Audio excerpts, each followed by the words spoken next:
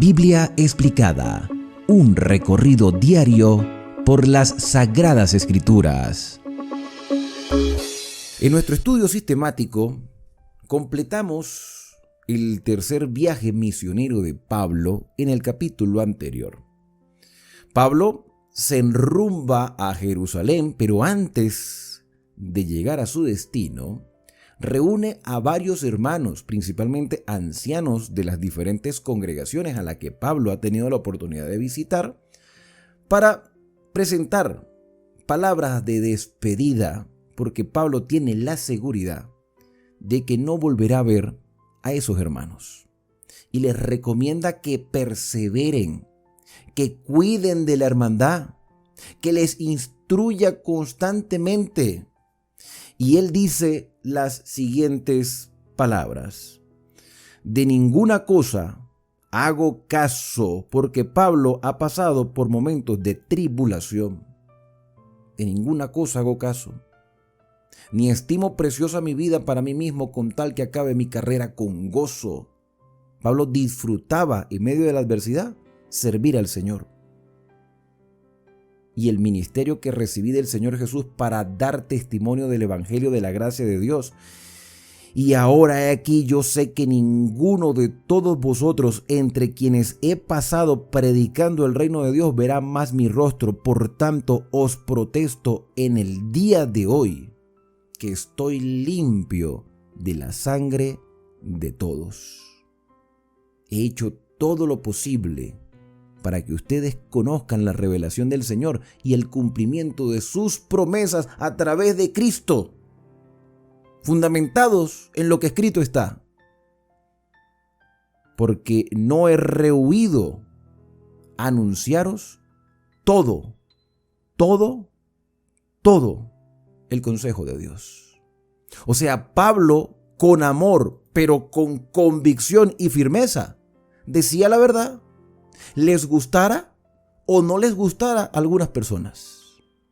Y con respecto a esto, al deber que tú y yo tenemos como creyentes, no como dirigentes, porque es posible que la mayoría de quienes frecuenten este canal no sean dirigentes eclesiásticos, son hermanos que quieren aprender de la Biblia. Pero aún así, como hermanos, tenemos el deber de compartir lo que ha sido una realidad en nuestra vida por la influencia transformadora del Espíritu Santo. Les guste o no les guste a algunos, pero a nosotros nos ha funcionado porque hemos puesto nuestra confianza en la palabra de Dios. Y con respecto a eso, hay un comentario que no quiero pasarlo por alto y lo voy a compartir con ustedes, del libro Hechos de los Apóstoles. Es un comentario que he venido utilizando en videos anteriores y es el comentario del versículo que acabamos de leer. Por tanto, yo protesto el día de hoy que soy limpio de la sangre de todos, porque no he rehuido anunciaros todo el consejo de Dios. Ningún temor de ofender ni el deseo de conquistar amistad o aplauso podía inducir a Pablo a negarse a declarar las palabras de Dios dadas para su instrucción, amonestación y corrección. Dios requiere hoy, y esa es la enseñanza para ti y para mí, Dios requiere hoy que sus siervos, tú y yo, prediquen la palabra y expongan sus preceptos con intrepidez, o sea, sin miedo. El ministro de Cristo no debe presentar a la gente tan solo las verdades más agradables, ocultándole las que puedan causarle dolor. Y tú te preguntas, ¿y para qué quiero yo saber información que me añada dolor a mi vida? Porque tenemos un problema, y ese problema se llama el pecado. Y el pecado nos está haciendo daño, pero nos gusta el pecado. Sentimos placer. Y cuando se nos quita ese placer, nos molestamos, nos incomodamos, porque estamos sedados por la pasión. Entonces es necesario hacer una reforma, y al principio ninguna disciplina es motivo de gozo. Y aunque haya cosas que no nos gustan, la necesitamos saber. Imagínate el médico que no le diga a un paciente que tiene una enfermedad y que necesita tomarse un medicamento o hacerse un tratamiento que es doloroso, pero es necesario para su vida. Un médico que no le diga la realidad al paciente es un médico negligente. Por eso el médico, el buen médico, ofrece la medicina y ofrece el tratamiento. Un buen cristiano le dice a quienes ama y respeta qué es lo que Dios quiere, nos guste o no nos guste, pero lo necesitamos. Y volviendo al comentario, dice, debe observar con intensa solicitud el desarrollo del carácter. Si ve que cualquiera de su rebaño fomenta un pecado, ¿y qué es el pecado? Transgresión de la ley. Como fiel pastor, hablando de los dirigentes, debe darle al hermano, al creyente, basado en la palabra de Dios, instrucciones aplicables a su caso, o sea, lo que necesita saber. Si permite que sigan sin amonestación alguna confiando en sí mismos, será ese dirigente responsable por sus almas. El pastor que cumple su elevado cometido debe dar a su pueblo fiel instrucciones en cuanto a todos los puntos de la fe cristiana y mostrarle lo que debe ser y hacer a fin de ser hallado perfecto en el día de Dios. Solo el que es fiel maestro de la verdad podrá decir con Pablo al fin de su obra, soy limpio de la sangre de todos. Y esto es un mensaje para quienes dirigen, pero también es un mensaje para ti y para mí. Y en este contexto entramos al capítulo número 21. Después de separarnos de esa hermandad, dijo Lucas, esa hermandad que besó y abrazó a Pablo y con tristeza lo vio partir en un barco. Y fuimos con rumbo directo a Cos y al día siguiente a Rodas y de allí a Patara. Y en el mapa podemos ver ese recorrido. Aquí está Cos, aquí está Rodas, aquí está Patara. Y de Patara directo a Tiro, a la tierra de Fenicia, pasar por Cesarea hasta llegar a Jerusalén. Eso es lo que nos muestra el relato. Vamos a leerlo. Y hallando un barco que pasaba a Fenicia, o sea, a Tiro y Sidón, nos embarcamos y zarpamos. Al avistar por la vía Chipre, dejándola a mano izquierda, navegamos a Siria y arribamos a Tiro, que es la región de Fenicia, porque el barco había de descargar allí. Y hallados los discípulos, nos quedamos allí 7 días. Y ellos decían a Pablo por el Espíritu que no subiese a Jerusalén. Pablo sabía lo que le esperaba en Jerusalén. Y los discípulos también sabiendo lo que le esperaba a Pablo en Jerusalén, porque eso era un comentario del pueblo judío, que Pablo estaba haciendo una amenaza y si él llegaba a Jerusalén lo iban a atrapar. Y la recomendación de la hermandad era que Pablo no fuera a Jerusalén. No queremos que le pase nada a Pablo, era un buen consejo. Pero Pablo sabía que tenía que ir allá. Él sabía lo que le esperaba, no era ignorante de eso.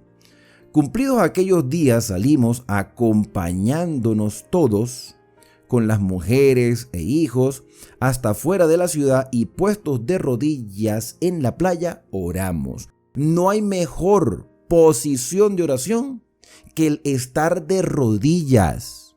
Tú puedes orar en cualquier momento, en cualquier lugar y en cualquier circunstancia, porque no hay momento impropio para acercarnos a Dios. Pero si tenemos la oportunidad de doblar nuestras rodillas con nuestros hermanos de fe, mucho mejor.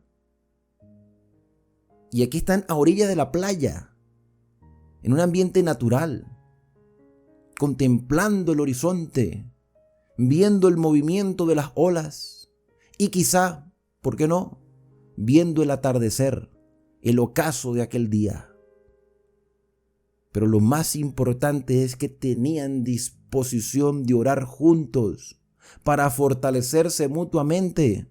Ellos sabían que el daño que pudiera recibir Pablo también iba a afectar a la iglesia. Y aquí hay una enseñanza para todos nosotros. Cuando algún hermano padece dificultades por ser nuestro hermano de fe, también deberíamos nosotros sentir ese dolor, que esa circunstancia también sea nuestra, porque nuestro hermano que tiene nuestra misma esperanza está pasando adversidad. Y si yo quiero lo mejor para mí, también voy a querer lo mejor para mi prójimo. Y la hermandad quería lo mejor para Pablo y Pablo quería lo mejor para la hermandad. Y aquí los vemos orando y abrazándonos, decía Lucas. Nos abrazábamos, manifestábamos ese amor de hermanos, que en algunos lugares se ha perdido. Nos abrazamos los unos a los otros y subimos al barco, y ellos, la hermandad, volvieron a sus casas con un cúmulo de sentimientos, con una mezcla de alegría porque Dios obraba en sus vidas, pero también con tristeza de saber de que vendrían adversidades para un hombre tan misionero como Pablo. Y nosotros completamos la navegación saliendo de Tiro y arribando a Tolemaida, y habiendo saludado a los hermanos, nos quedamos allí un día. No se quedaban mucho tiempo en algunos lugares. Al otro día, saliendo Pablo y los que con él estábamos, recuerden que el que está escribiendo es Lucas, fuimos a Cesarea, que era la capital de la provincia de Judea, la provincia romana de Judea. Y entrando en casa de Felipe, el evangelista, que era uno de los 7, posamos con él. ¿Quién es este Felipe el evangelista? Ya no le dicen Felipe el diácono, pero es uno de los 7 diáconos que fueron seleccionados para servir a las mesas en la distribución diaria mientras los apóstoles iban a predicar. El tiempo había transcurrido y Felipe seguía siendo un evangelista y hospedador, un hombre de gran experiencia, porque los años han pasado y muchas otras cosas tuvo que haber vivido Felipe que la Biblia no relata, pero lo que sabemos de él claramente nos muestra que tenía una íntima comunión con Dios y Dios hablaba con él. El Espíritu le indicaba y le mostraba a Felipe lo que debía hacer. Y otra cosa interesante de la vida de Felipe es que él tenía 4 hijas, doncellas, jóvenes y solteras. Pero estas doncellas profetizaban, eran mujeres profetas. El tema del don profético es un tema muy abarcante y a la vez complejo. ¿Por qué digo complejo? Porque encontramos expresiones tales como Saúl también entre los profetas, como un hombre que llega a ser rey de Israel es llamado por Dios y de un momento a otro comienza a profetizar. Cuando explicamos este término de Saúl también entre los profetas, hablábamos que parte del don profético también incluye la alabanza, la adoración, y habían un grupo de profetas que nosotros concluimos que eran adoradores, quizás músicos, porque la música también forma parte del don profético siempre y cuando la música se presente y se desarrolle adecuadamente para la gloria de Dios. Lamentablemente el tema de la música también es complejo, porque la música a veces tiende más a desarrollarse según el gusto y la tendencia de la persona. Por eso es que hoy en día vemos a supuestos adoradores utilizando ritmos que no tienen nada que ver con la gloria a Dios, sino que son ritmos excitantes que alteran los sentidos. Entonces decíamos que el don profético también puede estar incluido dentro de la alabanza. Dentro del don profético también vemos sueños, revelaciones, y también el don profético desarrolla la instrucción y la corrección hacia la hermandad, porque los profetas trabajaban dentro del pueblo. ¿Qué tipo de profetisas eran las hijas de Felipe? No lo sabemos. No sabemos si eran adoradores. No sabemos si eran instructoras del pueblo. No sabemos si recibían sueños o revelaciones del Señor. Simplemente se le describen como mujeres, doncellas, jóvenes que profetizaban. Pudieron haber desarrollado cada una un área diferente dentro de la obra de Dios. Y aún así eran consideradas profetas. Y esto nos hace pensar cuál es el rol de la mujer dentro de la iglesia del siglo XXI. Porque hoy en día hay posiciones, así como es discutible el ministerio profético en el siglo XXI en la vida de muchas personas, porque hoy se toma a la ligera el título profeta en algunas denominaciones, también se toma a la ligera el tema de la música. Pero el tema del rol de la mujer dentro de la iglesia ha sido un tema que muchos han intentado rehuir porque hay posiciones variadas con respecto a la obra de la mujer dentro del ministerio. ¿Pueden las mujeres ser pastoras? ¿Pueden las mujeres dirigir iglesias? Y yo pregunto, ¿cuál es la diferencia entre un hombre y una mujer desde el punto de vista del plan de salvación? ¿Son los hombres más capacitados para enseñar? ¿Tienen los hombres más santidad? ¿Representan los hombres mejor a Dios? Y estoy seguro que habrá respuestas variadas, pero el sentido común nos dice que no es así. Es cuestión de hacer una breve investigación, una investigación superficial de quienes frecuentan más las iglesias, y no nos sorprendería saber que en su mayoría son mujeres y niños. La gran cantidad de hombres que hay es mínima en comparación con las mujeres. Son más dadas a la espiritualidad, son más dadas a buscar a Dios, tienen las mismas tentaciones que los hombres, porque todos somos seres humanos. Pero hay un deseo de buscar más a Dios, y el porcentaje así lo muestra en el caso de las mujeres. Entonces, ¿cuál es la diferencia entre el rol de la mujer y el rol del hombre dentro del pueblo de Dios? No es que no pueden haber mujeres pastoras, y existe posición de un lado y de otro. Porque es que los sacerdotes del santuario todos eran hombres. Claro, porque los sacerdotes del santuario representaban a Cristo, eran sacerdotes simbólicos. Una vez que Cristo viene a la tierra, paga el precio del pecado de la humanidad, Cristo es el Cordero de Dios, pero cuando asciende a la patria celestial, Cristo es nuestro sumo sacerdote. Y es cuestión de agarrar y leer el libro o la carta de los hebreos. Vamos a buscarlo. Hebreos capítulo 8. Hebreos capítulo número 8. ¿Qué dice el versículo número 1? Se los voy a colocar aquí para que lo lean conmigo. Ahora bien, el punto principal de lo que venimos diciendo es que tenemos tal sumo sacerdote, el cual se sentó a la diestra del trono de la majestad. ¿Quién es el sumo sacerdote real? Cristo. ¿Qué papel jugaban los sacerdotes en el santuario? Ser varones simbólicos que representaran al Mesías. Algunos lo representaban bien, otros no tanto. Todos eran hombres. Pero no existe ahora sumo sacerdote en la tierra. Primero porque no hay santuario. Y segundo porque seguramente el linaje de los levitas se ha perdido con el paso del tiempo. Nuestro único sacerdote es Cristo. Y nosotros todos, hombres y mujeres, somos sus siervos, sus discípulos. Somos los que estamos encargados de demostrar a las personas que vale la pena aceptar lo que el Señor pide de nosotros y de aceptar lo que Él ya ha hecho por nosotros. No es que Pablo dijo que la mujer calle en la congregación. Pero ¿en qué contexto lo dijo? ¿Por qué lo dijo? ¿Cuál era la hermandad que escuchó ese mensaje? ¿Hemos leído toda la carta de Pablo para saber en qué contexto lo dijo? Entonces, ¿el hombre es superior a la mujer? No, somos todos iguales. Dios nos creó varón y hembra conforme a su imagen.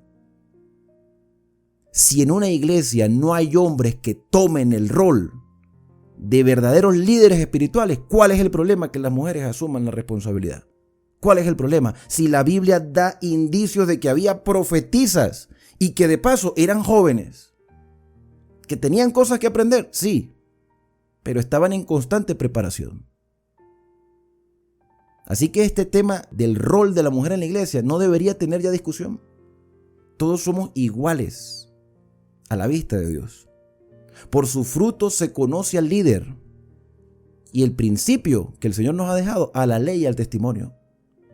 Que yo no permitiría ni de un hombre ni de una mujer que se atrevan a pisotear los mandamientos de Dios, siendo que los mandamientos de Dios son el reflejo del carácter divino, son la norma de la conducta humana y son el fundamento del gobierno universal de nuestro Padre Celestial. Cuando lleguemos a las cartas de Pablo, hablaremos más sobre ese tema. Pero, ¿qué piensas tú sobre esto?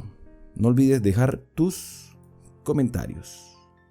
Volviendo al libro de Hechos de los Apóstoles, y permaneciendo nosotros allí algunos días, en la casa de Felipe, descendió de Judea un profeta llamado Agabo, pero este no es la primera vez que vemos a Agabo.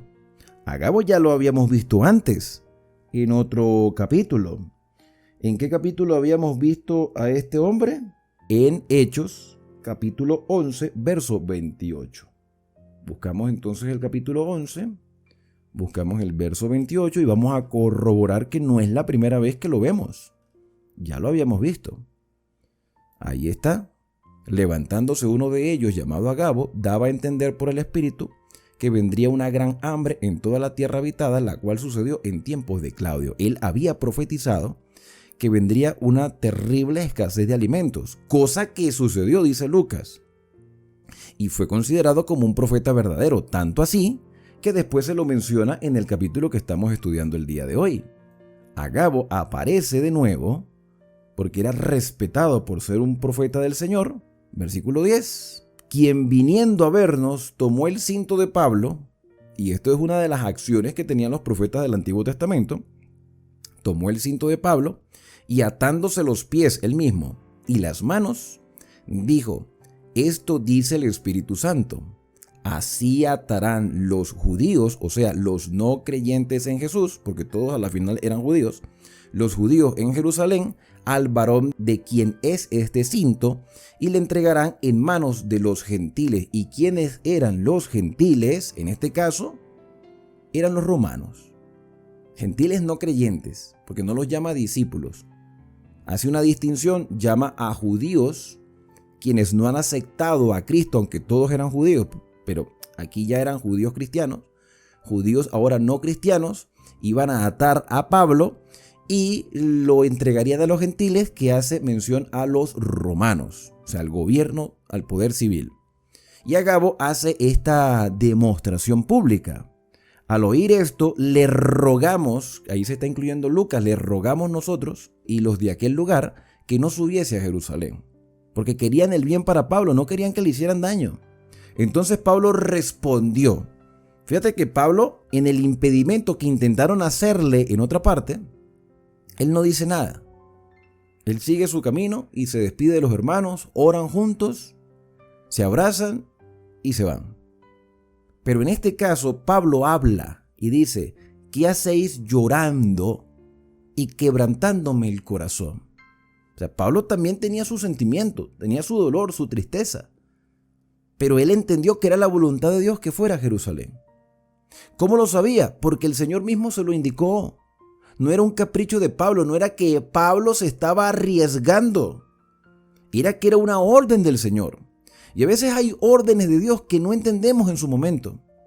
Cuando lleguemos a estudiar la carta a los romanos, que ya falta poco para entrar a estudiar esa carta, veremos que Pablo le dice a la hermandad: cuánto he deseado iros a visitar y estar con ustedes y darles algún don o compartirles un don y recibir de ustedes también un don, hablando de las enseñanzas. Me he propuesto a ir con ustedes. Pablo sabía que su objetivo era llegar a Roma, y la única manera de llegar a Roma, sabiendo que muchos judíos habían sido expulsados de Roma, como Aquila y Priscila, la única manera es ser llevados por los mismos soldados romanos. Porque yo estoy dispuesto no solo a ser atado, más aún a morir en Jerusalén por el nombre del Señor Jesús. Yo estoy dispuesto a entregar mi vida por Jesús. Y como no lo pudimos persuadir, desistimos diciendo: hágase la voluntad de Dios. Fue la mejor respuesta que pudo haber dado a la hermandad: hágase la voluntad de Dios, que sea lo que Dios quiera. Y esto es importantísimo, porque nosotros a veces le faltamos el respeto al Señor haciendo declaraciones sin fundamento. Hay gente que dice: no, es que la palabra tiene poder. Sí, la palabra de Dios, la nuestra tiende a equivocarse. Nosotros tenemos que aprender a decir, hágase la voluntad de Dios. Yo como humano quiero esto o no quiero esto. La hermandad no quería que Pablo fuera a Jerusalén. La hermandad no quería que Pablo fuera afectado. Pero Pablo insistió. Y los hermanos llegaron a la conclusión que se haga la voluntad del Señor. Señor, hágase tu voluntad. Cuando tengas alguna dificultad, alguna adversidad, algún proyecto, hay algo que quizás no te cuadra en tus planes o en los planes de tu familia, pide que se haga la voluntad del Señor. Señor, yo deseo esto. Yo no quisiera que esto pasara. Pero tú sabes lo que es mejor para mí, para mi familia y para quienes están a mi alrededor. Hágase tu voluntad. Si estoy pasando por una enfermedad, no pidamos simplemente, Señor, sánale. Sino dile al Señor, yo quiero que mi familiar o que mi amigo o que la persona X, la que sea, pueda ser sanado, pero que se haga tu voluntad.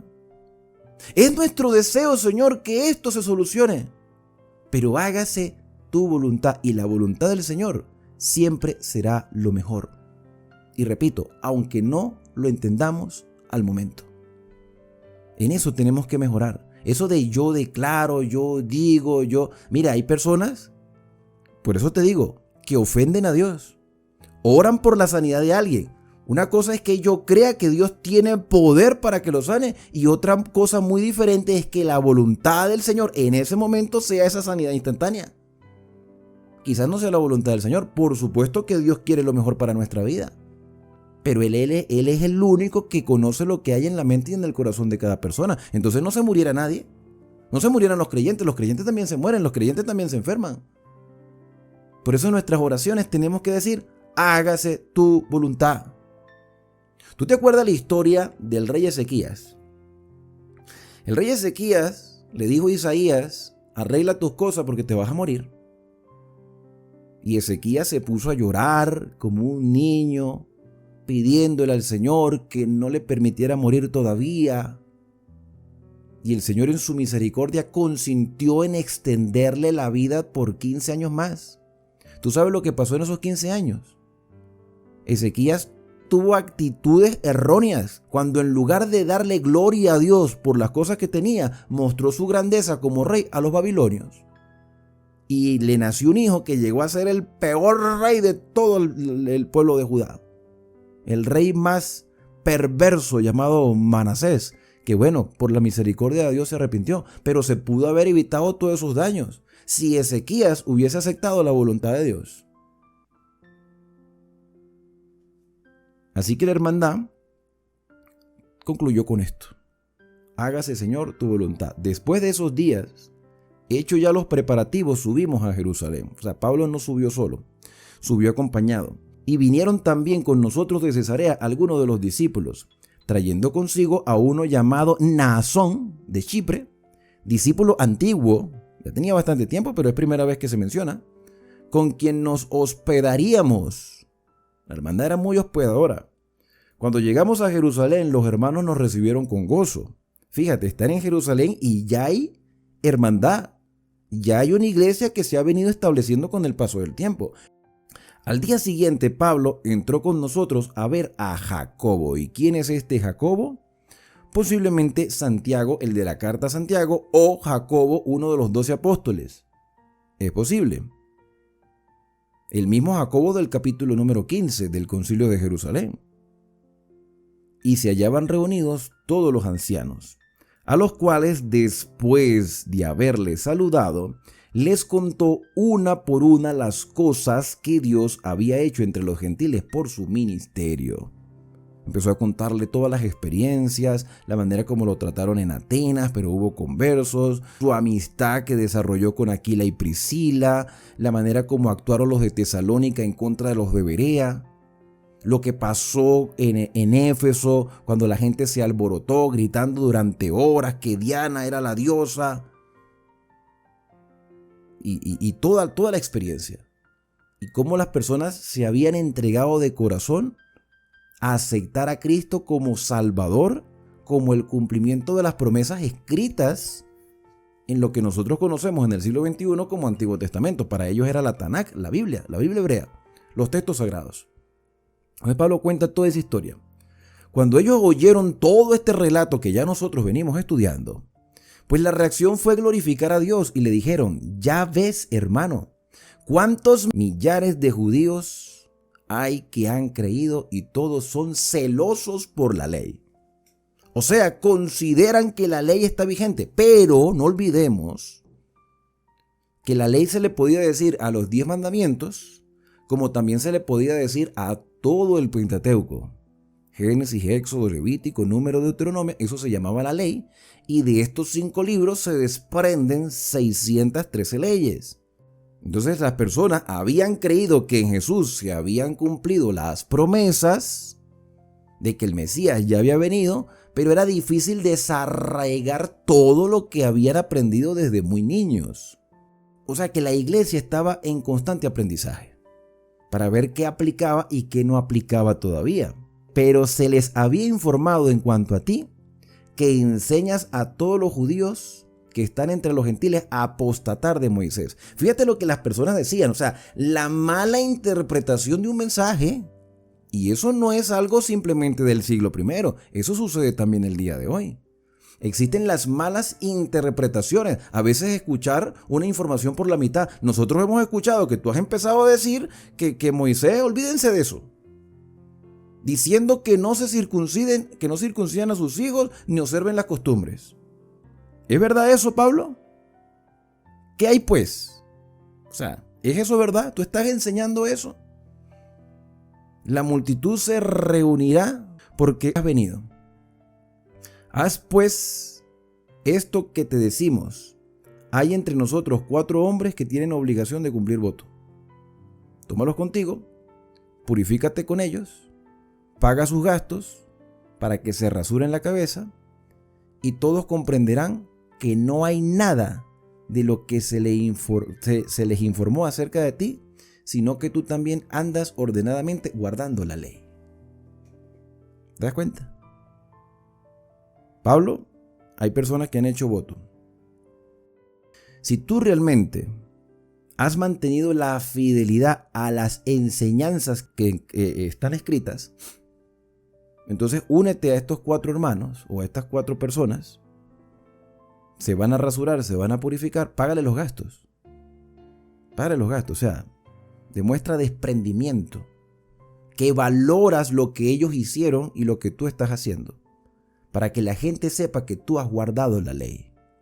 La ley, mis queridos hermanos, tiene un principio, y el principio siempre es apuntar hacia Jesús, hacia el Mesías.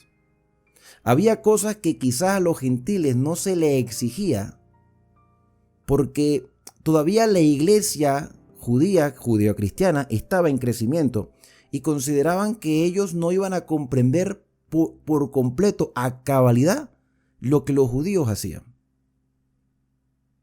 Pero Pablo, como judío y como creyente, había sido educado de una manera.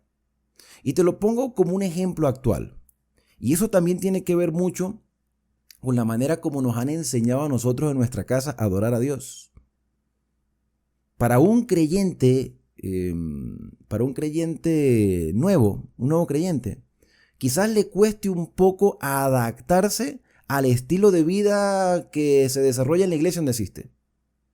Quizás le cueste un poco, pero a medida que va pasando el tiempo, esa persona se va adaptando. Si la iglesia es más conservadora, se va a adaptar a una costumbre conservadora. Si la iglesia es más espontánea, más expresiva, va a ser igual que ellos. Entonces no era fácil exigirle o pedirle a todos los gentiles que fueran igual que los judíos. Pero era difícil que el judío como tal se desprendiera de todo eso de la noche a la mañana.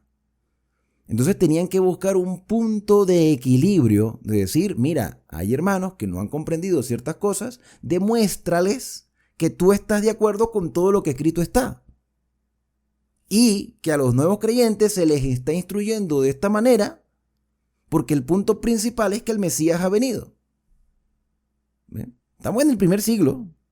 Hoy estamos en el siglo XXI y créanme que la circunstancia no es diferente. Porque hay personas que exigen que hay que hacer esto, que hay que hacer lo otro y dicen no, que no es necesario.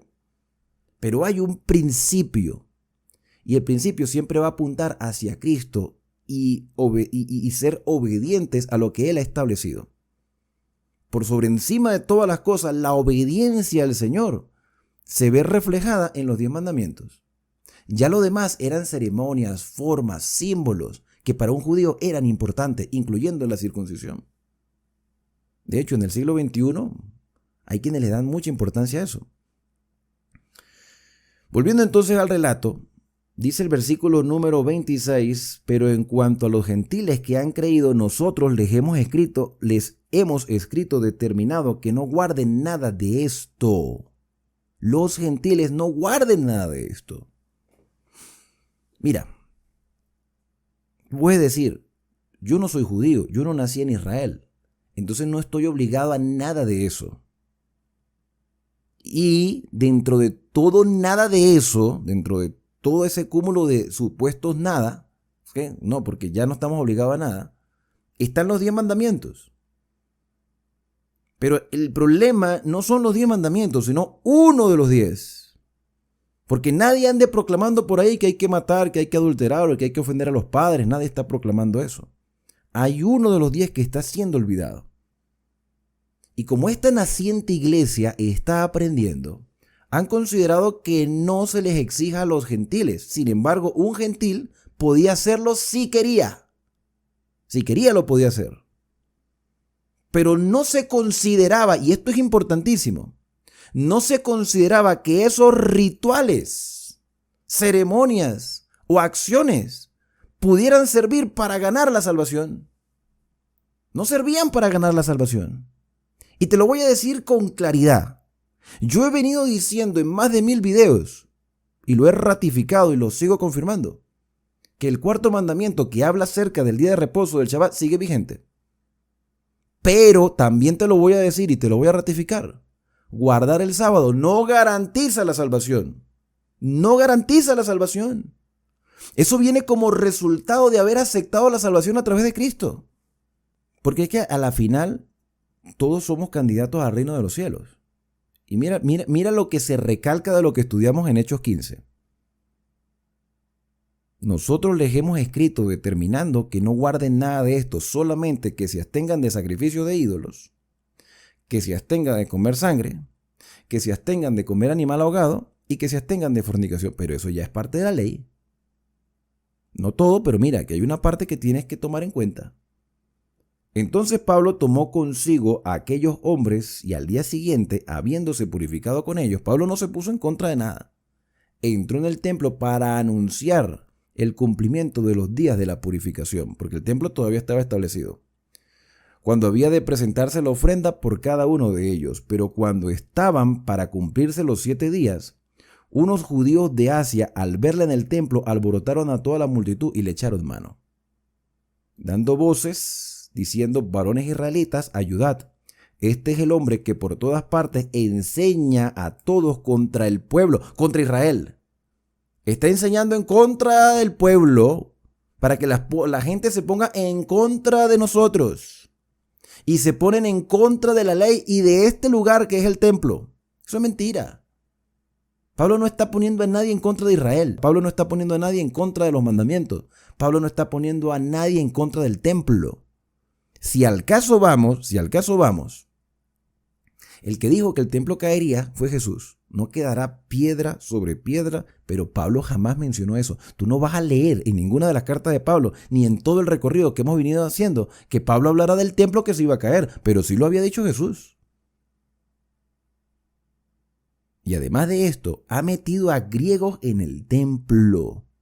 Y eso es mentira. Claro, eso era sacrílego, ¿no? O sea, meter a un incircunciso en el templo, porque los únicos que podían entrar al templo eran los sacerdotes. Y quienes podían llegar a cierto lugar eran los que ofrecían los sacrificios. Y la gente decía: este hombre ha profanado este santo lugar.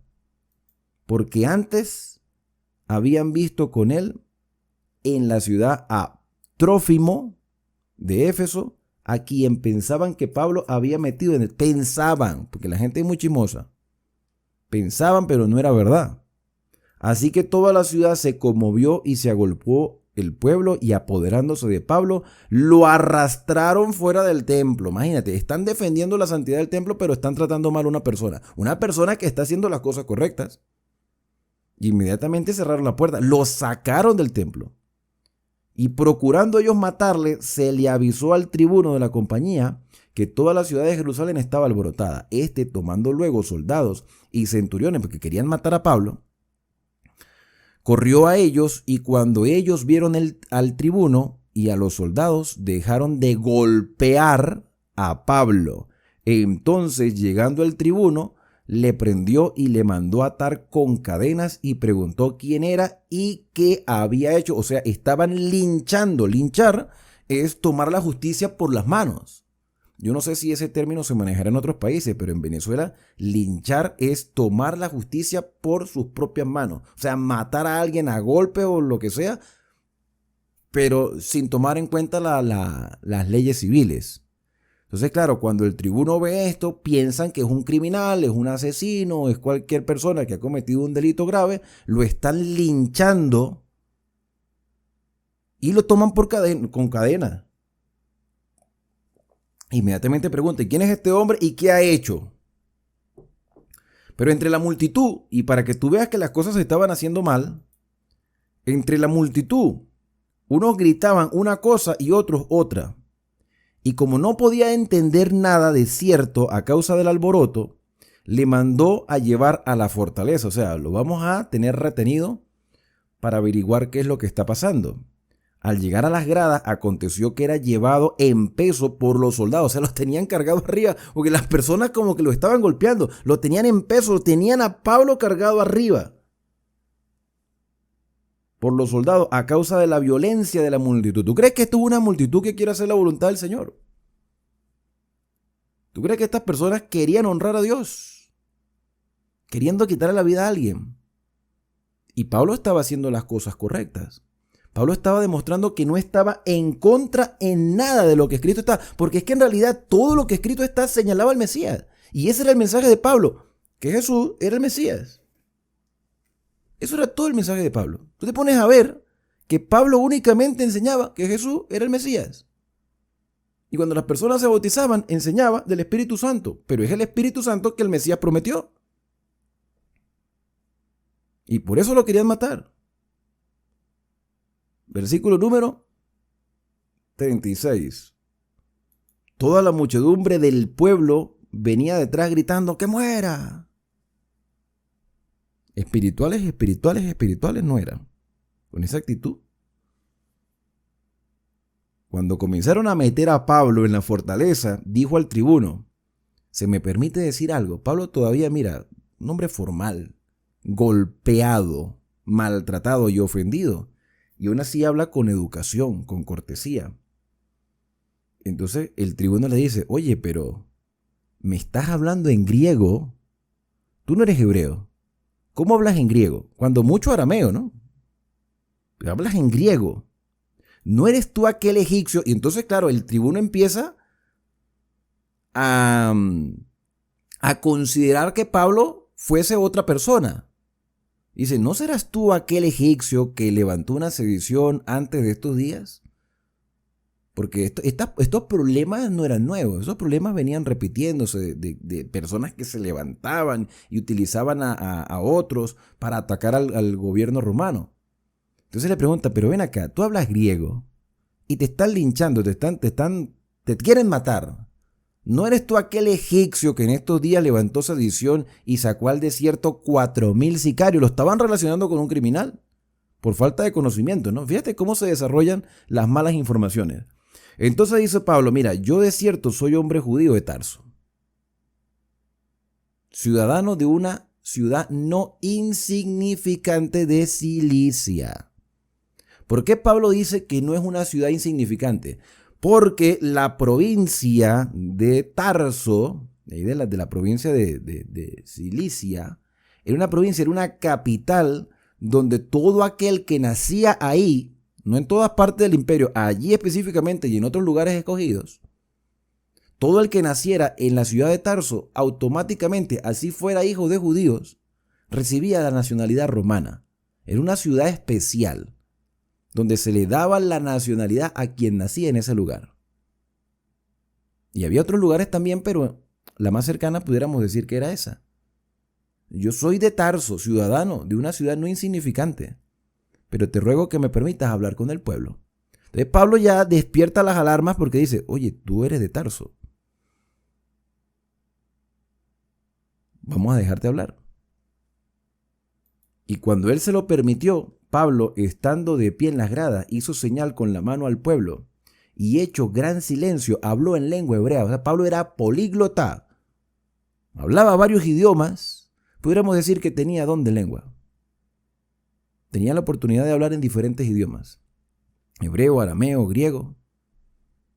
Y quién sabe qué otros idiomas hablaba más. Pero aquí por lo menos sabemos que manejaba estos idiomas que se consideran en la actualidad como idiomas bíblicos. Y habla al pueblo. ¿Y qué le dice al pueblo en su discurso? Eso lo vamos a ver en el próximo video, porque aquí se termina el capítulo. ¿Cuál es la enseñanza dentro de este estudio para nosotros el día de hoy? Hay muchas enseñanzas que hemos discutido, pero principalmente tiene que ver con las malas interpretaciones. Las personas malinterpretan el deseo de hacer la voluntad del Señor. Las personas piensan que cuando decimos algo y apoyamos nuestra convicción a la luz de la Escritura, estamos contradiciendo otra cosa. Yo lo he dicho, yo lo he ratificado, lo voy a repetir de nuevo. Yo creo y estoy convencido de que los mandamientos de Dios están vigentes. Pero cuando hablamos de la ley, podemos hablar de los 10 mandamientos o podemos hablar de las 613 leyes, que en su general son leyes ceremoniales, rituales, que era difícil desarraigar en aquel momento. Pero ya han pasado 20 siglos, estamos en el siglo XXI, y hoy deberíamos entender que todo simbolizaba a Cristo y que Cristo es nuestro sumo sacerdote en el santuario y que todos, tanto hombres como mujeres, somos iguales a la vista de Dios porque todos somos candidatos al reino de los cielos y que nadie se salva por obra. Las obras son el resultado de nuestra fe en lo que Cristo ya ha hecho por nosotros. Pero cuando hablamos de la obediencia nos malinterpretan. Cuando hablamos de ponerle atención a los mandamientos de Dios, entonces nos llaman legalistas. No, hermanos, la salvación no es por obra, la obra es un resultado. ¿Por qué siempre las personas tienen que malinterpretar? Porque somos prejuiciosos y eso es parte de nuestra naturaleza humana caída. Pensar siempre mal en los demás. No podemos ver que hay un deseo de hacer la voluntad del Señor. A Pablo lo veían como un mal judío y por eso lo querían matar, pero ellos, diciendo defender las leyes, querían violar también parte de la ley, quitándole la vida a un ser humano. Si hoy se pudiera tener la oportunidad de quitarle la vida a alguien, seguramente en muchas iglesias ya le hubiesen quitado la vida a otra persona. Porque es nada más de ver cómo hablan, cómo se expresan, cómo presentan los mensajes. Y te puedo concluir diciendo, Dios tiene el control de todas las cosas. Dios sabe que todo esto iba a pasar. Y cuando una persona, y creo que esto es lo más importante de todo, para concluir este estudio, cuando una persona realmente está dispuesta a hacer la voluntad del Señor, Dios no lo va a dejar en tinieblas y le va a mostrar el camino por donde debe ir. La pregunta es, ¿estarías tú dispuesto a hacer la voluntad del Señor? ¿Estarías tú dispuesto a dejarte dirigir? ¿O simplemente te vas a quedar con lo que te gusta? Hoy necesitamos decir las cosas, nos guste o no. Y a la final, nuestra decisión marcará la diferencia. Pero todo aquel que esté dispuesto a vivir de acuerdo a la voluntad de Dios, recibirá con gozo sus enseñanzas, sus bendiciones y sus exigencias. Cuando yo me propongo a vivir de acuerdo a la voluntad del Padre Celestial, mi fe se fortalece y podré vivir con esperanza hasta el día en que Cristo venga a buscarnos.